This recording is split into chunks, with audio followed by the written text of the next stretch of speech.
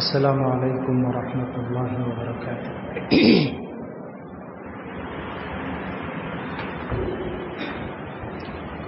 الحمد للہ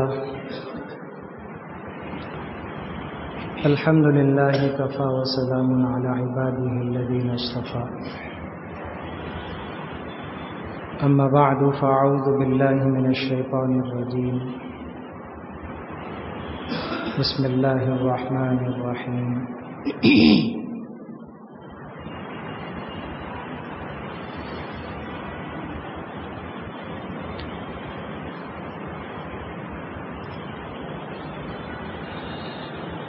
ومن آیاتہ ان خلق لکم من ازواجکم لتسکنوا الیہا وجعل بینکم مودۃ ورحمۃ ان فی ذلک لآیات لقوم یسمعون۔ وقال تعالی فی موضع آخر ہن لباس لکم وانتم لباس لہن، صدق اللہ العظیم۔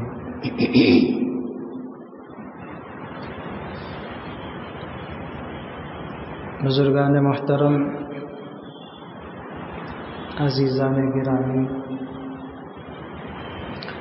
نوجوان دوستو، عزیز ساتھیوں،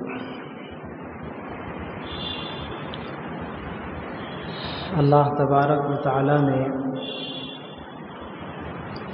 ہماری زندگی کے جو اصول ہمیں عطا فرمائے ہیں، اس میں ایک چیز تو کھانے پینے کی چیزوں سے متعلق ہماری زندگی میں حلال و حرام کی تمیز ہونا چاہیے۔ اس عنوان پر پچھلے 2-3 جمعہ میں ہمارے سامنے کچھ باتیں آئی ہیں کہ ہم اپنی غذاؤں کو پاک بنائیں، کمائی اور آمدنی ہماری صاف ہونی چاہیے، کھانا پینا ہمارا صاف ستھرا ہونا چاہیے، اور اس میں جو قدرتی غذائیں اللہ تعالیٰ نے ہمارے لیے حلال قرار دی ہیں ان کو مقدم رکھنا چاہیے تاکہ ہماری صحت بھی اچھی رہے اور ہمارے دین اور ہماری روح کی حفاظت بھی رہے۔ ایسے ہی زندگی گزارنے کی چیزوں میں سے ایک چیز لباس ہے کہ انسان کے لیے لباس ایک اہم اور ضروری ذریعہ ہے۔ بغیر لباس کے کوئی انسان عام جانور کی طرح زندگی نہیں گزار سکتا۔ اللہ نے اس کو بہت ہی اشرف المخلوق بنایا ہے اور اس کی بڑی عزت ہے، اس لیے اس کی زندگی کی تمام چیزیں اللہ کی طرف سے طے شدہ ہیں۔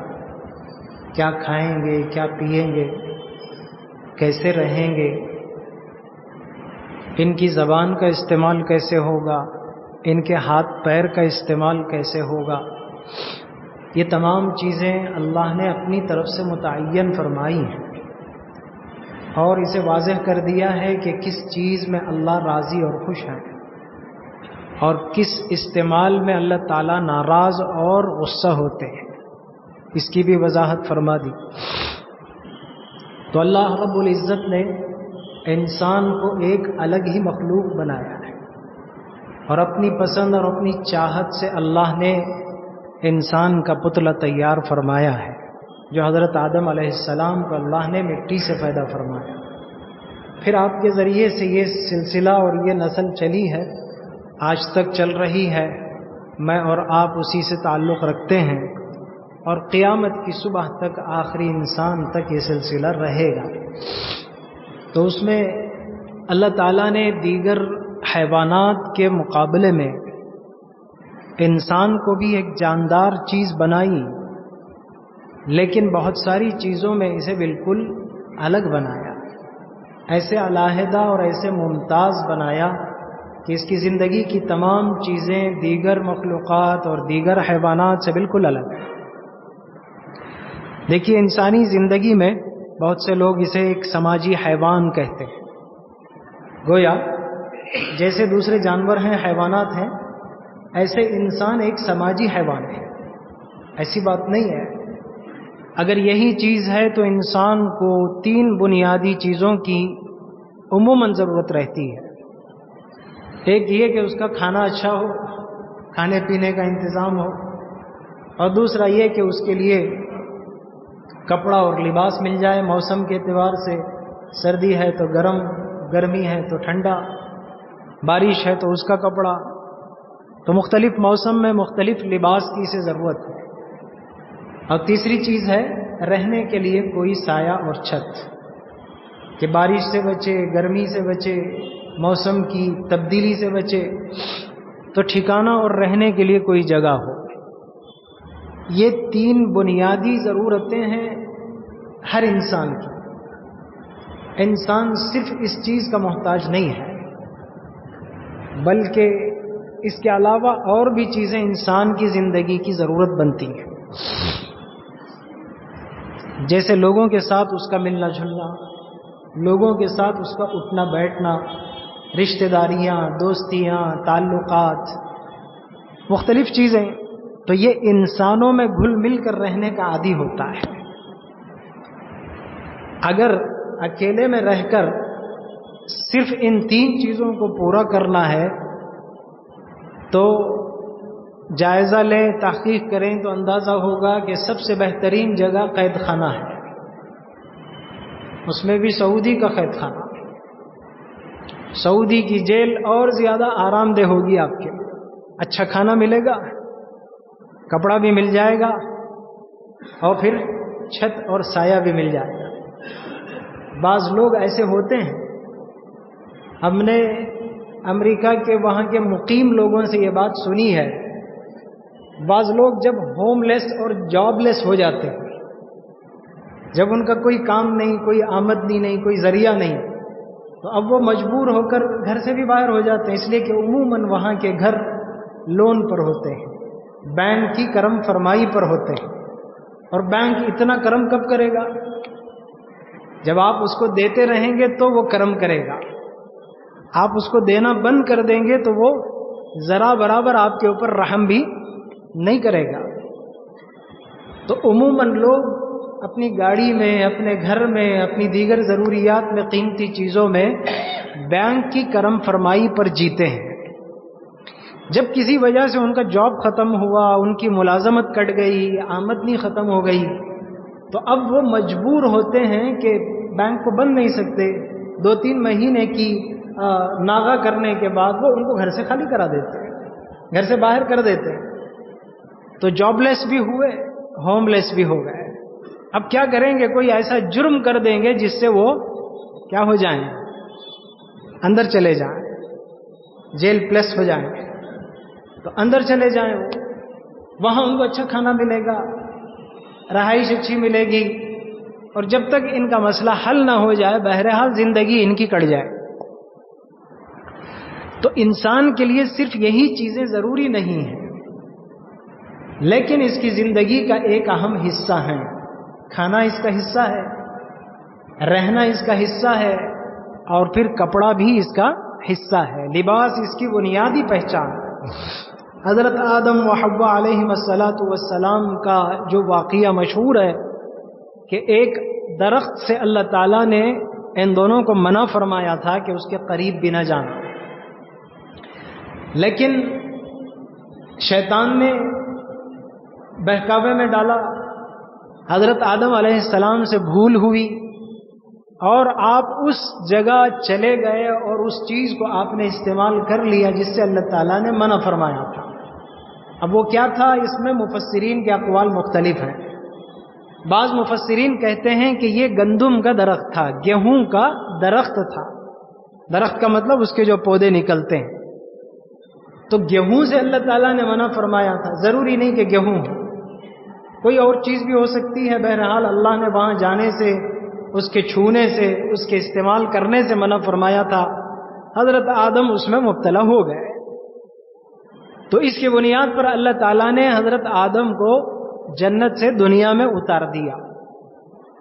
جب اترے تو اس وقت جنت کے لباس بھی ان سے واپس لے لیے گئے تھے. حضرت آدم سے بھی حضرت حوا سے بھی جنت کے لباس اتار لیے گئے تھے اور پھر اس حالت میں ان کو دنیا میں اتارا گیا. دنیا اس وقت انسانوں سے خالی ہے. تنے تنہا حضرت آدم و حوا دنیا میں اتارے جا رہے ہیں. یہاں دو باتیں سمجھ میں آتی ہیں. ایک بات تو یہ کہ اللہ نے جنت میں بھی ان کے لیے لباس رکھا تھا. تو انسان ہونے کی حیثیت سے جنت میں بھی حضرت آدم و حوا بغیر لباس نہیں رہ سکتے تھے. انسانی شرافت ہے یہ, انسانی اعزاز ہے یہ کہ وہ لباس کے ساتھ رہے, کپڑے کے ساتھ رہے, پردے کے ساتھ رہے, اس کے اندر لباس کی حیا باقی رہے. تو حضرت آدم و حوا جنت میں لباس کے ساتھ تھے, وہ جنتی لباس تھا. لیکن جب ان کو جنت سے دنیا میں اتارا جانے کا فیصلہ ہوا, اللہ تعالیٰ نے وہ جنت کا لباس واپس لے لیا. اور حضرت آدم و حوا جب دنیا میں اترے تو بڑے بڑے پتے لے کر انہوں نے اپنے آپ کو ڈھانکنے کی کوشش کی. قرآن میں اس کا مضمون ہے. سورہ اعراف میں اللہ تعالیٰ نے اس پورے واقعے کو بیان فرمایا کہ ان فتفقا یخصفان علیہما من ورق الجنہ, معاف کیجئے, جنت کے پتے. جنت ہی کے اندر جب ان کا لباس اتار لیا گیا تو جنت کے درختوں کے پتے نکال کر اس کے ذریعے سے وہ اپنے آپ کو چھپانے لگے تھے. فتفقا یخصفان علیہما من ورق الجنہ. تو انسانی فطرت میں یہ چیز شامل ہے کہ وہ لباس کا استعمال کرے. حیا انبیاء کی فطرت میں ہے, اور جو چیزیں انبیاء کی فطرت میں ہوتی ہیں وہ انسانی فطرت میں ہوتی ہیں.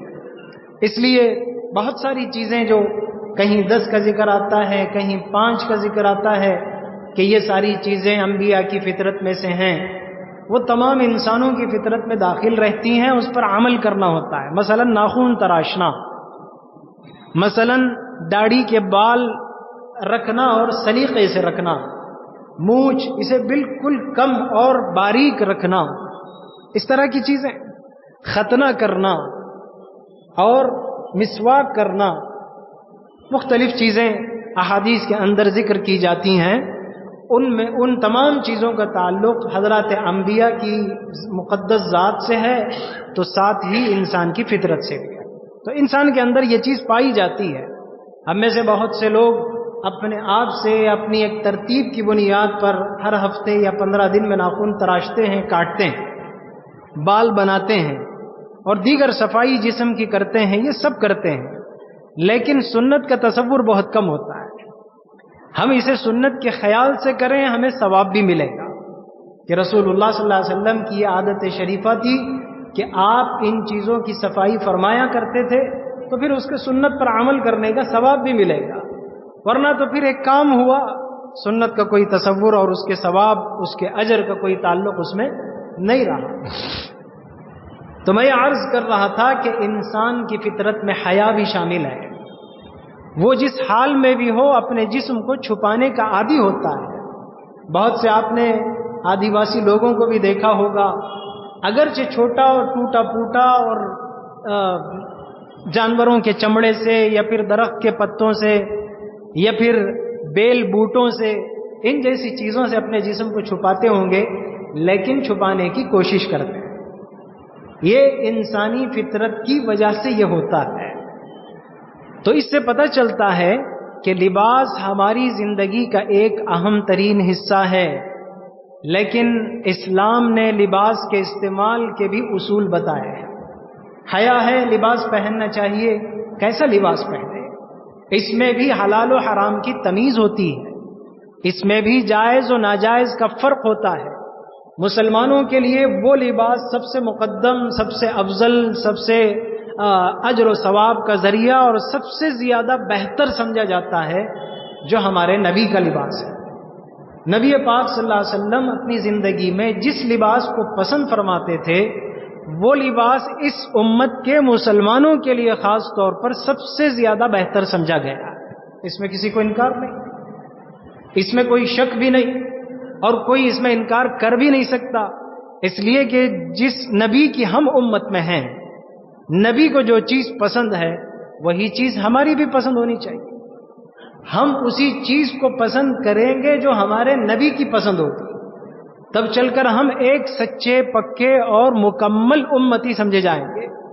صرف یہ نہیں کہ نبی کو گوشت پسند تو ہم گوشت خور بن گئے، ہمارے نبی کو میٹھا پسند تو ہم میٹھا کھانے والے بن گئے، ہمارے نبی کو فلان چیز پسند تو ہم حضور کی پسندیدہ چیزوں میں سے نکاح بھی ہے اس لیے شادی کرنے لگے۔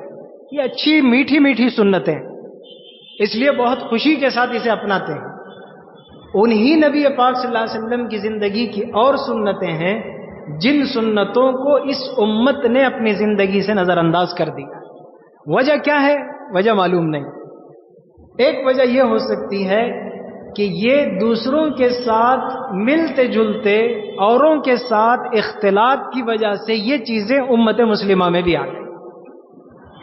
ایک وقت وہ تھا جب مسلمان جس لباس کو پہنتے تھے تو ان کے پاس و لحاظ میں غیر بھی مسلمانوں کا لباس پہنتے تھے۔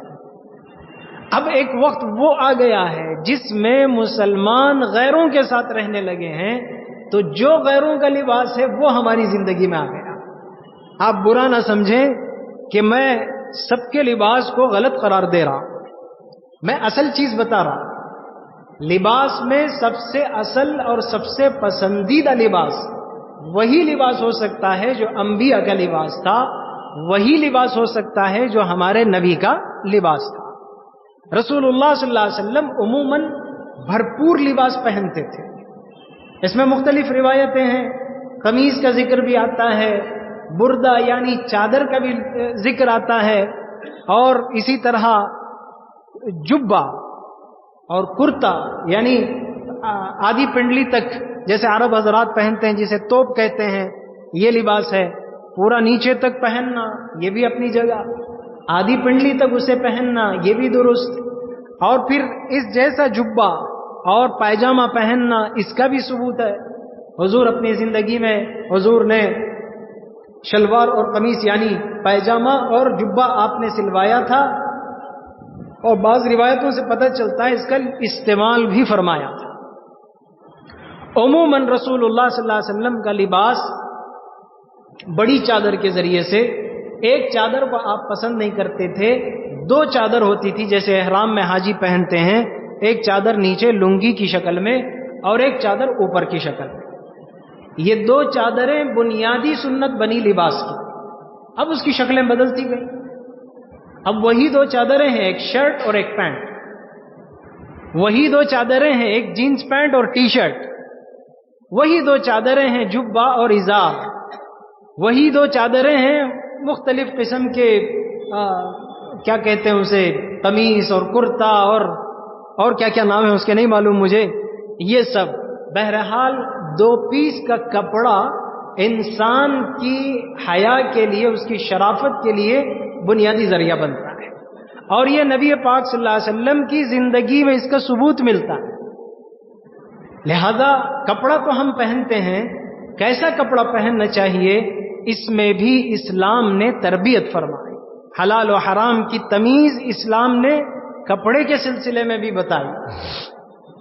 تو اس میں ایسا کپڑا پہنیں جو سطر کو زیادہ چھپانے والا ہو، ایسا کپڑا استعمال کریں جو ہمارے اعضائے جسم کو زیادہ چھپانے والا، زیادہ ان کو راحت بخشنے والا، زیادہ اٹھنے بیٹھنے چلنے پھرنے میں آسانی فراہم کرنے والا ایسا لباس ہم استعمال کریں، یہ اسلام کی بنیادی تربیت ہے۔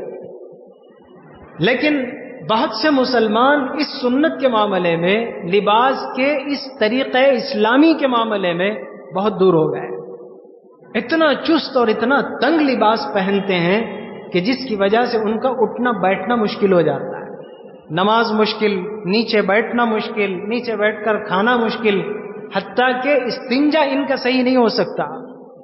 بے شمار ڈراپس کی شکایتیں، پیشاب کے قطرے صحیح طریقے سے صاف نہ ہونا، پیشاب میں قطرے نکلتے رہنا، یہ بیماری کے پیدا ہونے کی بہت سی وجوہات میں سے ایک ہے بہت زیادہ ٹائٹ پینٹ کا استعمال کرنا۔ اسلام یہ تربیت دیتا ہے، آپ اسے غلط نہ سمجھیں کہ سب کو برا کہا جا رہا ہے، میں آخر میں اس کا خلاصہ آپ کو بتاؤں گا لیکن حقیقت وہی ہے جو میں آپ سے عرض کر رہا ہوں۔ انسان کو اس کی زندگی میں لباس ایسا ہونا چاہیے جس میں اسے سہولت ہو، اسے راحت ہو، اسے آرام ہو۔ ہمارے ساتھ ایک ساتھی سفر میں موجود تھے، وہ خود بتا رہے تھے کہ ایک جگہ وہ پیٹرول بنک میں، اسے وہ گیس اسٹیشن کہتے ہیں وہاں اپنے ملک میں امریکہ میں، تو گیس اسٹیشن پر اپنی گاڑی کو گیس بھر رہے تھے۔ دور سے کسی آدمی نے ان کو آواز دی، اشارہ کیا اور کر کے کہنے لگا تمہارا لباس کیا ہی بہتر ہے، بہت اچھا ہے۔ وہ پٹھانی سوٹ میں تھے، پٹھانی ڈریس پہنے ہوئے تھے، اور وہ بات کرتے کرتے قریب آیا، آ کر وہ کہنے لگا دیکھو تمہارا لباس کتنا ڈھیلا ڈھالا، کتنا اچھا، کتنا کھلا کھلا، اور یہ دیکھو میرا لباس۔ وہ خود کو کہہ رہا ہے، وہ خود انگریز ہے، وہ خود کہہ رہا ہے یہ دیکھو میرا لباس کتنا ٹائٹ ہے، کتنا یہ ہے، بہت مشکل ہوتی ہے اس میں، بہت پریشانی ہوتی ہے، خود ہی کہہ رہا ہے۔ وہ خود پریشان ہے اس سے، اور ہم نے اس پریشانی کو زیادہ پیسے میں خرید کر اوڑھ لیا ہے۔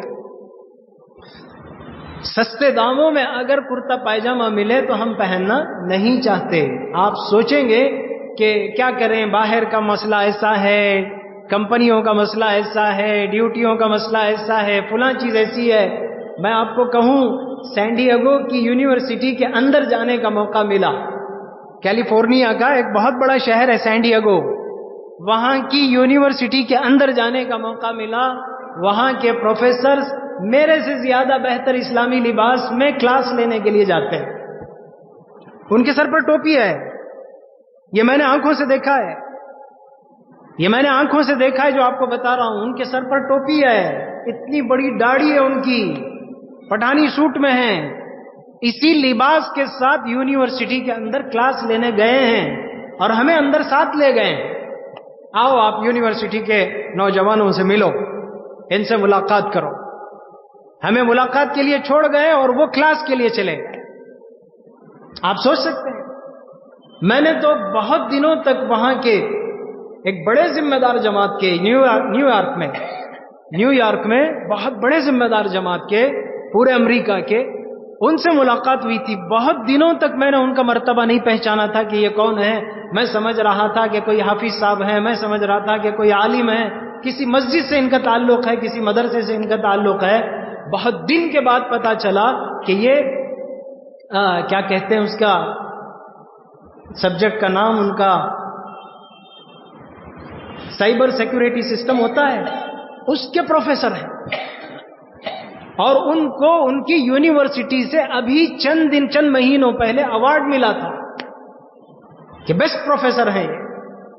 بالکل نہیں پہچان سکتے آپ ان کے حلیے سے، وہ عرب کے توپ میں ہیں، ان کے چہرے پر اتنی بڑی داڑھی ہے، سانولے رنگ کے ہیں، میرے اور آپ کے جیسے، انگریز جیسے گورے بھی نہیں ہیں، چہرے سر کے اوپر ہمیشہ ٹوپی ہے، نماز کے پابند ہیں، وہاں کے ذمہ دار ہیں، اسی حلیے میں وہ پڑھانے جاتے ہیں۔ سوچیں، آپ سوچیں گے کہ حضرت یہ وہاں کا معاملہ یہاں نہیں کر سکتے۔ ٹھیک ہے، تھوڑی دیر کے لیے اسے بازو رکھیں گے۔ پڑھنے والے طلبہ کو ہم نے دیکھا سر پر عمامہ ہے، یونیورسٹی میں پڑھ رہے ہیں، میں کہیں مدرسے کی بات نہیں کر رہا ہوں آپ سے، توپ میں ہیں، عمامے میں ہیں، چہرے پر داڑھی ہے ان کے، سفید عمامہ بھی باندھے ہوئے، کالا عمامہ بھی باندھے ہوئے۔ میں نے اپنی آنکھوں سے دیکھا اسٹوڈنٹس کو بلا تکلف، بلا جھجک اسی لباس کے ساتھ یونیورسٹی میں پڑھنے جاتے ہیں۔ وہاں کوئی کسی کو برا نہیں کہتا، کوئی کسی کو برا نہیں کہتا۔ بھئی کل کا مرد آج عورت بن گئی، کوئی برا نہیں کہہ سکتا، وہ ہی سے شی بن گئے، آپ برا نہیں کہہ سکتے، ہنس نہیں سکتے، تعجب سے ان کا مذاق نہیں کر سکتے، آپ مجرم ہو جائیں گے۔ کل شی تھے، آج صبح میں ہی بن گئے۔ وہاں کے لوگ مسئلے پوچھتے ہیں، حضرت پردے کے مسائل اس میں کیا ہوں گے؟ پھر کل کا مرد آج وہاں کیا کہتے ہیں، ٹرانسمیشن آف جینڈر، انگریزی میں کیا کہتے ہیں اسے، یعنی جنس بدل دینا، جینڈر ہی کو چینج کر دینا۔ سرجری ہوتی ہے اس کی، رات کا لڑکا صبح کی لڑکی ہے وہ، آفس میں آئے تو پھر آپ اس سے ہنس نہیں سکتے، آپ اس سے مذاق نہیں کر سکتے، تعجب سے دیکھ نہیں سکتے۔ جب اتنی آزادی ہے تو پھر وہ اس آزادی کا فائدہ اٹھاتے ہیں۔ آپ عمامے کے ساتھ یونیورسٹی میں جائیں تو کوئی آپ کو ہنسے گا نہیں، کوئی آپ پر تعجب نہیں کرے گا۔ تو جس جگہ کی تہذیب کو پوری دنیا میں پھیلا کر ان کو بدل دیا گیا، عرب ملکوں میں مسلمان پہچاننا مشکل ہو جائے گا آپ کو۔ فلسطین جانا ہوا تھا الحمدللہ، اللہ ان کی حفاظت فرمائے۔ وہ ایمان میں تو مضبوط ہیں، توحید میں تو مضبوط ہیں، لیکن ان کی ظاہری حلیے اور ان کے لباس سے آپ پہچان نہیں سکتے جلدی سے کہ مسلمان کون ہے، انگریز کون ہے۔ وہ بھی گورے ہیں، وہ بھی خوبصورت ہیں، لہیم شہیم ہیں، کلین شیپ ہوتے ہیں، جینس پینٹ ٹی شرٹ میں ہوتے ہیں، چہرے پر نہ داڑھی، چہرے پر نہ ٹوپی، سر پر، کیسے پہچانیں گے آپ؟ ان کی تہذیب کو پوری دنیا میں پھیلا دیا گیا، اچھے اچھے مسلمان اس تہذیب میں ڈل گئے۔ وہاں ان کے ملک کے اندر اسلامی تہذیب ابھر رہی ہے، اسلامی تہذیب اوپر آ رہی ہے۔ لباس کے معاملے میں اسلام نے ہمیں خالی نہیں چھوڑا۔ میں اسی لیے حضرت آدم سے اس چیز کو شروع کیا میں نے۔ حضرت آدم علیہ السلام جنت میں بھی ملبوس تھے۔ سینکڑوں حدیثیں انشاءاللہ ہو سکے تو اگلی مرتبہ میں آپ کو سناؤں کہ جنت میں جنتیوں کو کیسا کیسا لباس دیا جائے گا، لباس کا کیا اعزاز جنت میں ہوگا، مجھے اور آپ کو انشاءاللہ جب ہم جنت میں جائیں گے تو وہاں کیسا لباس پہنایا جائے گا۔ جنت پہلے بھی لباس کے ساتھ تھی، بعد بھی لباس کے ساتھ ہی رہے گی۔ انسانی فطرت میں یہ چیز شامل ہے، جو اللہ جنت میں لباس پہنائیں گے وہی اللہ اپنے نبیوں کو اس کی تربیت کیے ہیں کہ کیسا لباس پہنا جائے، وہی نبی اپنی امت کو تربیت کرتے ہیں کہ کیسا لباس پہنا جا سکتا ہے۔ امت مسلمہ بہت افسوس کے ساتھ کہنا پڑتا ہے، امت مسلمہ اس چیز سے بہت دور ہو گئی۔ میں نے ایک چیز کو علیحدہ رکھا تھا، ہندوستان کا ماحول ایسا نہیں ہے، یہاں کے کالجز، یہاں کے آفیسز، یہاں کے ڈپارٹمنٹس یہ ایسے نہیں ہیں، میں نے اس کو الگ کیا تھا۔ میں اس کا جواب دیتا ہوں آپ کو، یہ آپ کا وقتی کام ہے، چھوڑ دیں تھوڑی دیر کے لیے اسے۔ 6 گھنٹے کی ڈیوٹی کرتے ہیں، 8 گھنٹے کی جاب ہے آپ کی، کتنی دیر کرتے ہیں آپ؟ اس سے زیادہ اور کون کرتا ہے 8 گھنٹے سے زیادہ؟ آپ اس کے بعد تو اپنے آپ میں آزاد ہیں۔ کیوں آپ کی زندگی میں، ہماری زندگی صرف آپ نے، کیوں ہماری زندگی میں یہ لباس ہمیشہ نہیں آ سکتا؟ جاب کی مجبوری تھی، ہم نے وہاں پہنا، نکال دیا، اس کو اتار دیا، یہ میری مذہبی ذمہ داری ہے، اب میں پہنتا ہوں۔ گھر آیا میرا لباس بدل گیا، نہیں کر سکتا میں تو بارہا یہ بات کئی چیزوں میں دہراتا ہوں، میں جاب کرنے والا نہیں، میں کسی کا ملازم نہیں، میں کسی کالج یونیورسٹی کا اسٹوڈنٹ نہیں، میں یونیفارم کا کوئی مجبور نہیں ہوں، میں میری دکان چلاتا ہوں، میں میرا اپنا کاروبار کرتا ہوں، تجارت کرتا ہوں، میرے اختیار کی چیز ہے یہ، تو کیا میں اس میں نہیں کر سکتا؟ نہیں کر سکتا۔ کیوں نہیں کرتے؟ اس کی وجہ کیا ہے آخر؟ اسلام کے اندر لباس کی جو اہمیت ہے وہ اہمیت ہمارے ذہنوں سے نکلی ہوئی ہے۔ اب بولو تو اس کو بہت برا سمجھنے لگتے ہیں، خفا ہونے لگتے ہیں، کیا پوری دنیا پہن رہی ہے؟ پینٹ شرٹ کو علماء نے حرام قرار نہیں دیا ہے، مانتا ہوں میں، اسے حرام اور ناجائز نہیں کہا ہے، اور ہندوؤں سے مشابہت بھی نہیں کہا ہے، اس لیے کہ ہر مذہب والا آدمی اس کو پہن رہا ہے۔ ہم منع تو نہیں کرتے کسی کو، گناہگار قرار نہیں دیتے کسی کو، حرام قرار نہیں دیتے کسی کو، لیکن ہمارا سب سے بہترین لباس کون سا ہے وہ طے کرو آپ۔ میرا بحیثیت مسلمان بہترین لباس کون سا ہونا چاہیے وہ طے کرو آپ۔ وہ مجبوری ہے، مجبوری کے حد تک اس کو رکھ لو، یہاں کون پوچھ رہا آپ کو؟ میں نے بینکوں میں ایسے لوگوں کو دیکھا ہے، کرنے والے لوگوں کے لیے اس کی گنجائش مل جاتی ہے۔ میں نے KSRTC کے ڈرائیورز کو دیکھا ہے، میں نے بہت سارے گورنمنٹ میں سرونٹ کو میں نے دیکھا اپنی آنکھوں سے، وہ اسی رنگ کا جبہ اور ازار پہن کر استعمال کرتے ہیں۔ کرنے والے کے لیے راستے، میں اپنے اختیار کے کاروبار میں، اپنی دکان میں، اپنے مکان میں، اپنی چھٹی میں، اپنے اختیار میں، تب بھی اپنا لباس میں نہیں بدل سکتا؟ ہم نے وہاں کے بعض مجبور مسلمانوں کو دیکھا ہے، بہت ہی کراہت کے ساتھ مجبوراً وہ اپنی جاب کے اوقات میں آفس کے لیے پینٹ شرٹ یا سوٹ جو بھی ان کا اپنا یونیفارم شکل میں ہوتا ہے وہ اسے پہن لیتے ہیں، لیکن جیسے ہی وہ آفس سے آتے ہیں فوراً اپنے کپڑے بدل کر ایک جبہ اور ازار، ایک توپ یا اس جیسے اسلامی طرز میں، میں نہیں کہہ سکتا کہ یہی اسلامی لباس ہے، میں نہیں کہہ سکتا کہ یہی مصنون لباس ہے، اس کے علاوہ دوسرا نہیں، اس کی مختلف روایتیں ہیں، لیکن سنت سے قریب لباس جس کو علماء نے بہتر سمجھا وہ سنت سے قریب لباس سمجھا گیا ہے۔ آپ عرب جیسا توپ پہنو، آپ میں جیسا پہنتا ہوں کرتا پائجامہ پہنو، پٹھانی سوٹ پہنو، کیوں نہیں کر سکتے؟ اگر ہم اس نیت سے کریں گے اللہ تبارک و تعالی ہماری ڈیوٹی کے باقی اوقات کو بھی اس سنت پر عمل کرنے کے ثواب میں شامل کریں گے، مجبوری کی وجہ سے اس وقت کو بھی انشاءاللہ اللہ تعالی سنت کا ثواب دیں گے۔ لیکن کوئی مسلمان کرتا، ایک کا دیکھا دوسرا، دوسرے کا دیکھا تیسرا، ہزاروں لاکھوں کی تعداد میں مسلمان پھیلتے چلے جائیں گے، ایک مجمع آپ اکٹھا کرو، اس میں فیصد گن لو، 70 سے زیادہ فیصد مسلمان پینٹ شرٹ میں ملیں گے آپ کو، جبہ اور ازار پہنے ہوئے مسلمان آپ کو 30% سے بھی کم ملے۔ اجتماعات میں دیکھ لو، دوسری جگہ نہیں، مذہبی اجتماعات میں دیکھ لو، بہت کم موقع ایسے ہوتے ہیں، عید کا کوئی موقع ہوگا، اس میں ایک جوڑا ہم نے مجبوری کے لیے ازار اور جبے کا لے لیا، باقی 5-5 6-6 جوڑے ہم نے 10-10 جوڑے عید کے نام پر پینٹ شرٹ کے بنائے۔ تو سوچ کیا ہے؟ سوچ کیا ہے؟ میں پھر کہتا ہوں، میں اس کو حرام نہیں کہہ رہا ہوں، میں اس کو کوئی گناہ کبیرہ نہیں قرار دے رہا ہوں۔ ایک مسلمان کی سوچ دیکھیے، جو 10 جوڑے پینٹ شرٹ اپنی عید کو لیتا ہے، ایک جوڑا صرف نماز کے لیے لیتا ہے، پھر اس کی ضرورت شاید جمعہ کی نماز کے لیے ہو جائے، کسی کے جنازے میں ہو جائے، ورنہ پھر اس کی نوبت نہیں آتی۔